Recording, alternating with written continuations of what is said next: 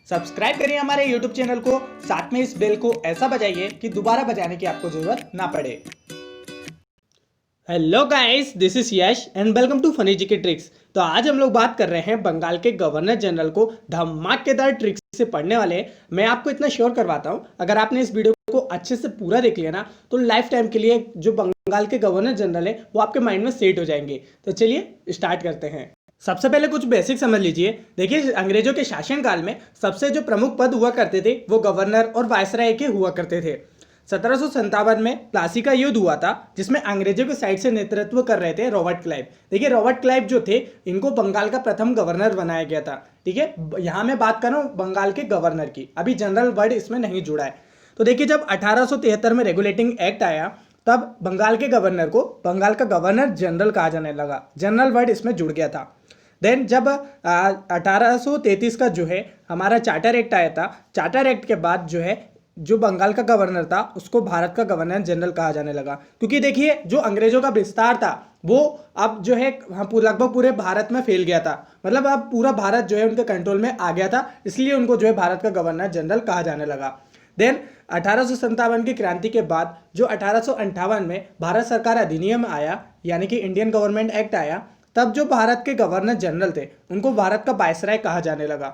Okay, और जब हमारा देश आज़ाद हुआ 1947 में, तो 1947 से जब तक हमारा संविधान लागू नहीं हो गया तब तक जो है इसको वापस गवर्नर जनरल कहा जाने लगा। हाँ, उसको बस जो है स्वतंत्र भारत का गवर्नर जनरल कहते थे, जो कि लॉर्ड माउंटबेटन थे।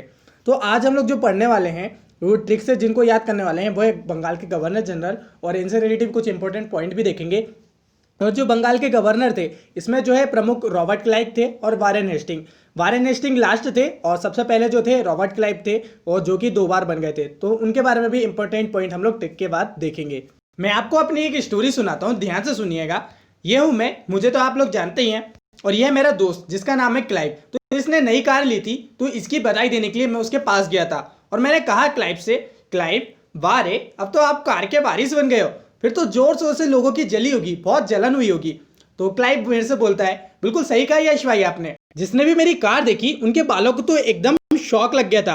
तो मैं उनके पास गया और मैंने उनको मिंट दी, यानी कि पुदीना की गोली दी, और बोला ठंड रखो, और ये जो अपने बाल है ना इनकी सेटिंग करो बिल्कुल मस्त तरीके से। तो ये थे हमारे क्लाइव साहब, ये थे हमारे दोस्त। तो ये जो स्टोरी है इससे आपको जो है बंगाल के गवर्नर जनरल याद हो चुके हैं। कैसे? मेरे दोस्त का नाम क्या था? वो था क्लाइव। तो देखिए, क्लाइव जो थे ना वो बंगाल के गवर्नर थे, गवर्नर जनरल नहीं, गवर्नर थे। ओके, तो रॉबर्ट क्लाइव का जो शासनकाल रहा था वो 1757 से लेके 1760, और फिर एक बार और ये बंगाल के गवर्नर बने थे 1765 से लेके 1767। इनसे रिलेटिव इंपॉर्टेंट पॉइंट आपको ये याद रखना है कि इन्होंने द्वैत शासन जो है वो स्थापित किया था। द्वैत शासन जैसे आज के समय भी आप देख सकते हैं सेंट्रल गवर्नमेंट और स्टेट गवर्नमेंट, तो ये भी क्या है, एक तरीके से द्वैत शासन है। तो उस समय गवर्नर का एक अलग शासन हुआ करता था और ईस्ट इंडिया कंपनी का अपना अलग शासन हुआ करता था। तो ये 2 शासन हुआ करते थे। देखिए, और इंपॉर्टेंट पॉइंट क्या है, देखिए इसने जो है बंगाल के समझ क्षेत्र में 2 उपदीवान, और बंगाल के लिए जो है मोहम्मद रजा खां, और बिहार के लिए जो है राजा सिताब राय को नियुक्त किया था। क्लाइव के बाद मैंने क्या बोला था? वाह रे, तो वारे से हो गया वारेन हेस्टिंग।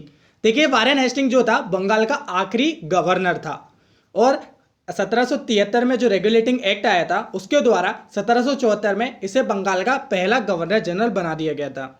देखिए, इससे पूर्व जो है ये बंगाल का गवर्नर था, और इससे पूर्व जो है 1772 में प्रत्येक जिले में फौजदारी व दीवानी न्यायालयों की स्थापना व इसने द्वैत शासन को समाप्त कर दिया था। देखिए, रॉबर्ट क्लाइव ने द्वैत शासन को स्टार्ट तो कर दिया था, लेकिन द्वैत शासन को खत्म किसने करा था? वारेन हेस्टिंग ने करा था। याद रखना है, इंपॉर्टेंट पॉइंट है। और फौजदारी और दीवानी और न्यायालय की स्थापना किसने करवाई थी? वारेन हेस्टिंग ने करवाई थी। इंपॉर्टेंट है, आपको यह भी ध्यान रखना है। ट्रिक तो हम लोग देख ही रहे हैं, लेकिन उससे रिलेटिव जो है पॉइंट भी आपको याद रखने हैं।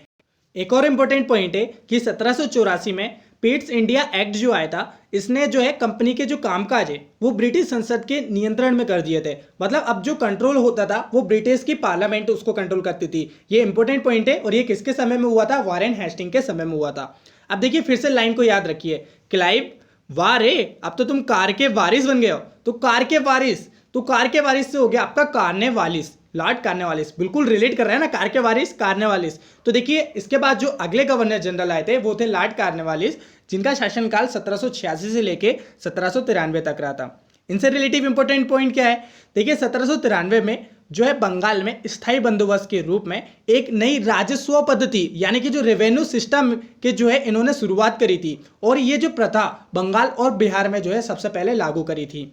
देखिए इसी समय 1791 में जोनाथन डंकन ने जो है बनारस में संस्कृत विश्वविद्यालय की स्थापना करी थी, या संस्कृत विद्यालय की स्थापना करी थी। लॉर्ड कॉर्नवालिस ने जो है भारत में सिविल सेवाओं को आरंभ किया था। तो देखिए भारत में सिविल सेवाओं को किसने आरंभ किया था, इंपॉर्टेंट है, तो वो करा था लॉर्ड कॉर्नवालिस ने। ओके, तो आपको ध्यान रखना है। तो कहां तक पहुंचे थे हम लोग, क्लाइव वार है, अब तो कार के वारिस बन गए हो, फिर तो जोर शोर से लोगों की जली होगी। तो जोर शोर, तो देखिए जोर शोर से आते हैं आपके John Shore. Sir John Shore जो थे वो अगले बंगाल के गवर्नर जनरल थे।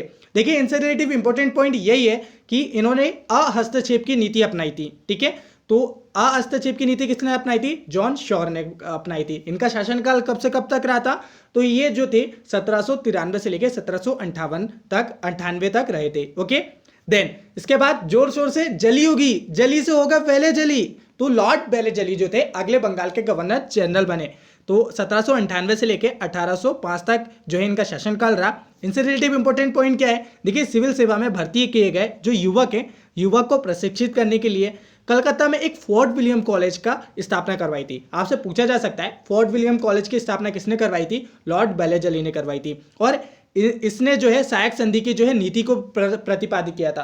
तो सहायक संधि की नीति को किसने प्रतिपादित किया था, लॉर्ड वेलेजली ने। इंपॉर्टेंट पॉइंट है, आपको ध्यान रखना है, ऑब्जेक्टिव में आपसे इसी से डायरेक्ट क्वेश्चन पूछे जा सकते हैं इसी तरह से।